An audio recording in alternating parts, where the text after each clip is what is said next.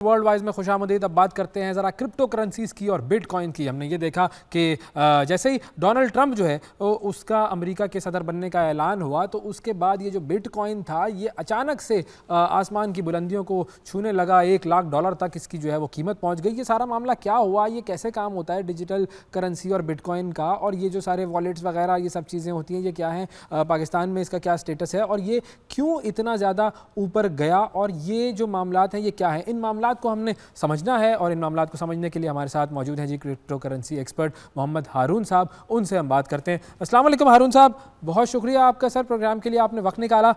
थोड़ा सा अगर हमें बैकग्राउंड ज़रा समझा दें कि ये जो ट्रंप जब इसके जीतने की खबर आई तो ये बिटकॉइन $1,00,000 तक पहुंचा, ये क्यों पहुंचा, क्या हुआ, ऐसा रीज़न क्या है? अच्छा, इसकी दो वजूहत थी। तो ये थी कि जो हमारे पास बिटकॉइन है उसकी हाल्विंग होती है। हाल्विंग जो होती है बेसिकली सॉफ्टवेयर में लिखी हुई होती है। हमारे जो बिटकॉइन का जो प्रपोजल है जिसको हम एक तरह से कोडिंग कहते हैं, उसमें ऑलरेडी ये मेंशन होती है कि हर 4 साल बाद जो है या 2,10,000 ब्लॉक के बाद जो हाल्विंग होती है, यानी कि बीटीसी का जो रिवॉर्ड होता है, ब्लॉक रिवॉर्ड, वो हाफ हो जाता है। इत्तेफाक से इसी साल जो था वो इलेक्शन भी आया और पिछले अरसे में देखा ये गया है कि जब भी आपके पास ये जो हाल्विंग का सिलसिला शुरू होता है उसी साल में जो है वो जो बिटकॉइन की प्राइस है वो ऊपर चलना शुरू हो जाती है, क्योंकि अच्छा। जब ब्लॉक रिवॉर्ड कम होता है तो सर्कुलेटिंग सप्लाई में भी कमी आनी शुरू हो जाती है। तो इस हवाले से अगर ये दोनों मैं पॉइंट देखूं, और प्लस तीसरा पॉइंट ये था कि जो हमारे जो ट्रम्प थे, जो ट्रम्प है इस वक्त यूएसए के जो जी जी प्रेसिडेंट, जी। उनका तो फोकस ही अब क्रिप्टो की तरफ है। हाँ और मेजॉरिटी इस वक्त जो यूएसए के जो लोग हैं या यूएसए के यूजर्स हैं या और जो दूसरे जो इसके स्टेक होल्डर्स हैं, they are supporting the bitcoin in the cryptocurrency. सही। तो इसलिए आपको जो है बूम नजर आया, बल्कि मेरे ख्याल से तो ये प्राइस अभी और ऊपर जाना बाकी है। मतलब फोरकास्ट है फ्यूचर की वो ये है कि इसको हम मजीद और ऊपर जाता हुआ देखेंगे। जी बिल्कुल, मेरे ख्याल से अभी हमारे पास मैंने इससे पहले भी प्रोग्राम में कहा था कि हमारे पास हाल्विंग के बाद कोई तकरीबन 500 डेज होते हैं, और ये पिछली हिस्ट्री यही कहती है कि इन 500 दिनों में हमेशा से एक बुल रन आता है, यानी कि बुल रन स्टार्ट हो चुका है।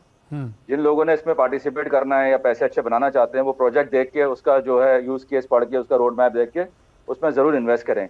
तो मेरे ख्याल से ये अगले 6 से 8 महीने आर वेरी इंपॉर्टेंट। इसमें पहले आपको बिटकॉइन की प्राइस ऊपर जाएगी, अब पहले अपना वो एक पीक यानी कि ऑल टाइम हाई बनाएगी, और हो सकता है वो अगले 2-4 महीने के अंदर आपको नजर आ जाए। दूसरा ये कि उसके बाद हमारा एक ऑल्ट सीजन होता है। दूसरा ये कि हमारा एक ऑल्ट सीजन होता है और उसमें फिर बाकी जो करेंसीज होती हैं वो भी ऊपर जाती हैं। अच्छा। तो इस लिहाज से अगर देखा जाए तो मैं ये समझता हूँ कि अभी बिटकॉइन की प्राइस के ऊपर जाना बाकी है। चीज़ मैं बिल्कुल क्लियर कर दूं हमारे नाजरीन के लिए, ये हमारी किसी किस्म की कोई इन्वेस्टमेंट एडवाइस नहीं है। हम किसी किस्म का मशवरा नहीं दे रहे कि आप ये कर लें, बिटकॉइन में इन्वेस्ट कर लें या किसी और करेंसी में इन्वेस्ट कर लें। ये जो हमारा सेगमेंट है इसका मकसद सिर्फ और सिर्फ इस सिनेरियो को समझना है। तो this is not an investment advice, हमारी किसी किस्म की कोई जिम्मेदारी नहीं है। अच्छा, मुझे ये बताइए हारून साहब कि ये जो क्रिप्टो है इसके अंदर बूम और बस्ट का जो साइकिल, जो इकोनॉमिक साइकिल होता है, वो कब कब आता है, किस तरह आता है? अच्छा, ये देखिए मैंने अभी भी कहा था कि इसमें ये 4 साल के बाद हमेशा से आता रहा है। पहले आया था 2012 में, उस वक्त इतनी अवेयरनेस नहीं थी और खाली एक ही प्रोजेक्ट था, वो था बिटकॉइन, एक ही क्रिप्टो करेंसी थी। हाँ। इसके बाद जो है वो 2015 में इथीरियम आए, इथीरियम के बाद और बहुत सारी करेंसीज आना शुरू हुई। तो अगर देखा जाए तो 2016-17 का बुल रन था, 2020-21 का बुल रन था, और अब ये 2024-25 का बुल का रन है। है। ओके और ओके। मजीद की बात यह है कि इस दफा का जो बुल रन है ये चौथा बुल रन है। और चौथा बुल रन हमेशा, मतलब हमेशा तो नहीं, लेकिन मैं कह सकता हूँ कि जो फोर्थ बुल रन होगा, ये जो अब आ रहा है बुल रन या जो हम जिसमें दाखिल हो चुके हैं, ये बहुत ही एक सुपर साइकिल बुल रन होगा। और इसमें आपको बड़ा इंसेन किस्म का आपको एक ह्यूमंगस ग्रोथ नजर आएगी आपको क्रिप्टो करेंसीज प्रोजेक्ट में, बिटकॉइन में और जो दूसरे जो हमारे प्रोजेक्ट्स हैं उस हवाले से। अच्छा। तो ये हमेशा से एक रहा है, ओके। और 4 साल का जो इंतजार था वो अब खत्म हो गया है, क्योंकि 20 के बाद जो 21 का बुल रन आया उसके बाद 22 में और 23 में क्रैशेस आए थे। एक डाउनफॉल आया था, बीटीसी ने अपनी पोजीशन बनाई थी 15-16 हज़ार डॉलर के आसपास। अगर आप उसका देखें तो अभी भी इसमें गुंजाइश बहुत ज्यादा, मेरे ख्याल से अभी इस बिटकॉइन का जाना ऊपर बाकी है। अच्छा, ये बताएं कि पाकिस्तान में लोग ये काम किस तरह करते हैं, क्योंकि पाकिस्तान में तो ज़ाहिर है इसकी कानूनी हैसियत हमें पता है कि ये मामला जो है वो लीगल नहीं है। अच्छा देखिए, जहां तक बात है अलाउड की नहीं है, एक्चुअली रेगुलेट नहीं है। हम ये वर्ड ये अच्छा। यूज नहीं कर सकते कि ये लीगल है या इलीगल है। कोई भी टेक्नोलॉजी है वो इलीगल लीगल की बात नहीं होती, उसको रेगुलेट करना चाहिए। और मेरे ख्याल से इस वक्त पाकिस्तान में कोई 15-16 मिलियन सब्सक्राइबर्स हैं, यूजर्स हैं, अच्छा। जो इस वक्त क्रिप्टो करेंसी के शोबे से मुंसलिक हैं। वो खरीदते हैं, बेचते हैं, उस पर पैसे कमाते हैं, कभी गंवा भी देते हैं। इसके अलावा एक अरसे के लिए होल्ड भी करते हैं। और जहां तक बात है एक्सचेंजेस सपोर्ट करने की, तो कुछ ऐसी एक्सचेंजेस हैं पाकिस्तान में जो काम कर रही हैं, उनके पास अपना डेटा मौजूद है, यानी कि हम उनके साथ केवाईसी करके हम उनके साथ फिर काम करते हैं। जैसे बाइनेंस है, कोकॉइन है, बिटरेक्स है, और भी बहुत सारी ऐसी लातादाद ऐसी एक्सचेंजेस हैं जिनको पाकिस्तान में अलाउ किया गया, या वो पाकिस्तान को भी अलाउ करते हैं। तो उनके पास सारा डेटा मौजूद है, सारी केवाईसी उन्होंने की होती है नो योर कस्टमर के हवाले से। जी। तो अगर कोई खुदा ना खास्ता कोई ऐसा अनफॉर्चुनेटली किसी के साथ कोई ऐसा इंसिडेंट हो जाए या कोई इस तरह की मनी लॉन्ड्रिंग का केस आ जाता है, तो जाहिर सी बात है हमारा जो कंप्लायंस है, जो हमारे जो लॉज फर्म्स हैं या जो भी हमारे इंस्टीट्यूट हैं, हम उनसे रब्ता करते हैं और वो फिर उनको सारा डेटा प्रोवाइड करते हैं। तो अच्छा। जो यूजर्स हैं, जो सब्सक्राइबर्स हैं, जो एक्सचेंज यूज कर रहे हैं, उनको हमेशा से एक बात मद्देनजर रखनी चाहिए कि जब आप कोई डॉलर, जब आप क्रिप्टो का डॉलर खरीदते हैं जिसको हम यूएसडीटी कहते हैं, जी। उसमें थोड़ा सा आपने देखभाल की खरीदारी करनी होती है। और अगर आपको वहां पे कोई इस तरह का स्कैम या इस तरह का आपको कोई एलिमेंट नजर आए नेगेटिव, तो उसको अवॉइड। अच्छा, अब ये जो स्कैम की आपने बात की, स्कैम्स क्योंकि बहुत सारे होते हैं, तो उनसे बचने का तरीका क्या है? अच्छा, स्कैम की ना बहुत सारी यहाँ पे किस्में हैं। अच्छा। पहले जो आए थे स्कैम, वो ज्यादातर एमएलएम स्कीम की थी, वो ठीक है ना, जैसे वन जी। कॉइन आपके सामने था, बिफोर यू था, और भी बहुत सारे ऐसे जो थे जो अपने नाम पे आगे लगाते थे कि जी क्रिप्टो करेंसी ये प्रोजेक्ट है, जबकि वो क्रिप्टो करेंसी थी नहीं। क्रिप्टो करेंसी तो देखें एक ओपन पब्लिक ब्लॉकचेन पे काम करते हैं, जहां पर आप कहीं से भी खरीद सकते हैं और कहीं भी उसको जाके सेल आउट कर सकते हैं। एमएलएम में ऐसा नहीं होता। तो ज्यादातर वो एमएलएम जो होती है उनकी एक तो लाइफ बहुत कम होती है, 6 महीने साल से ज्यादा नहीं करते, और उसके बाद फिर वो स्कैम हो जाते हैं या फिर वो एग्जिट ले लेते हैं।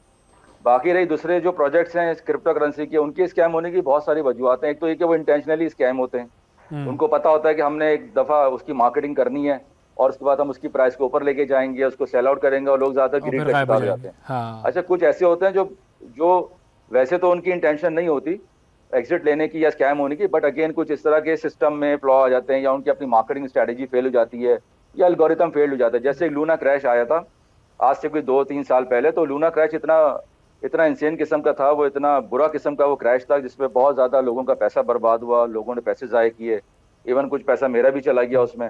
लेकिन वो बेसिकली स्कैम नहीं था, बाद में लोगों ने उसको स्कैम का नाम दिया। बेसिकली वो स्कैम नहीं था, टेक्निकली उसमें कुछ प्रॉब्लम्स आ गए थे, जो अच्छा। उसका एल्गोरिथम था वो फेल हो चुका था। लेकिन नुकसान हुआ तो अभी। जो सप्लाई थी वो 365 मिलियन से बढ़ते बढ़ते बढ़ते वो 6 ट्रिलियन पे चली गई थी, और जहां पर उसकी प्राइस $119, उसकी $119 जो टच किया था, वो नीचे गिर के जो है उसमें 0.00000 की प्राइस पे आ गया था। ओह, खत्म तो हो उस गया। पर काफी ज्यादा लोगों ने कहा कि जी ये स्कैम है। तो वो मैं नहीं समझता कि वो स्कैम था, but there was some technical fault और some technical glitch in that. But फिर भी देखना चाहिए, जब आप कोई प्रोजेक्ट बाय करते हैं तो जरूर किसी एडवाइजर से पूछें या उसकी खुद जाके तहकीकात करें आप। अब तहकीकात करने का मसला ये होता है कि लोग उसको अंडरस्टैंड नहीं कर पाते कि ये भाई ये बिल्कुल। कॉइन है, टोकन है, ये लेयर 1 लेयर 2, ये कौन सा है, ये किस कैटेगरी में आता है, इसका कॉन्ट्रैक्ट में क्या लिखा हुआ है। आजकल एक बड़ा चल रहा है मीम कॉइन का रिवाज, आपको पता है। मीम कॉइन बहुत ज्यादा, अच्छा। आपको पता है उसकी लाइफ बहुत कम होती है। कुछ मीम कॉइन अच्छे होते हैं जो बाकायदा इवेंट के ऊपर बनाए जाते हैं, उनके ऊपर पैसा आता है, इन्वेस्टर पैसा लगाते हैं उसके ऊपर और उसको परचेज भी करते हैं। कुछ अच्छे मीम कॉइन है, कुछ ऐसे मेजॉरिटी मीम कॉइन इस वक्त जो है वो मार्केट में जल्दी एग्जिट ले लेते हैं। अच्छा, ये बताएं कि मतलब आसान अल्फाज में अगर मैं आपसे पूछूं कि इस मार्केट में जो क्रिप्टो करेंसीज की मार्केट है, उसमें कमाना ज़्यादा आसान है या पैसा गंवाना ज़्यादा आसान है? देखिए, अब जिस मार्केट में हमने एंट्री ले ली है ना, उसमें अभी कमाना हमारे लिए बेहतर है, आसान है। उसकी वजह ये कि लोग एक चीज़ अंडरस्टैंड नहीं कर पाते, पाकिस्तान हो या दुनिया में कहीं भी हो। जब आप किसी को प्रोजेक्ट के बारे में बताते हैं ना, तो वो कहते हैं कि जी इस प्रोजेक्ट को तो कोई जानता नहीं है, इसकी अवेयरनेस नहीं है। बिल्कुल एग्जैक्टली सेम एग्जांपल आपको मैं बिटकॉइन की दूं। When in 2012 when I started to tell people कि the price of bitcoin is right now is $100 और $80 और $25 जो एक चल रही थी ज़माने में, तो लोग इसको समझते थे स्कैम है, ये किन चक्रों में पड़ गया। और आज वही स्कैम जो $1 लाख तक पहुंच गया है। तो कहने का मतलब ये कि ये देखना बड़ा जरूरी होता है कि आप किस प्रोजेक्ट में आप कब पैसे लगा रहे हैं। तो मैं ये देखता हूँ कि अक्सर लोग जो ना बिल्कुल एंड में जाके खरीद रहे होते हैं, क्योंकि जब वो एंड में पहुंच रहा होता है उसकी मार्केटिंग, उसकी हाइप इतनी मार्केट में आ चुकी होती है, उसकी आवाजें इतनी आ रही होती है इंटरनेट के ऊपर या न्यूज में, लोग जब परचेज कर रहे होते हैं।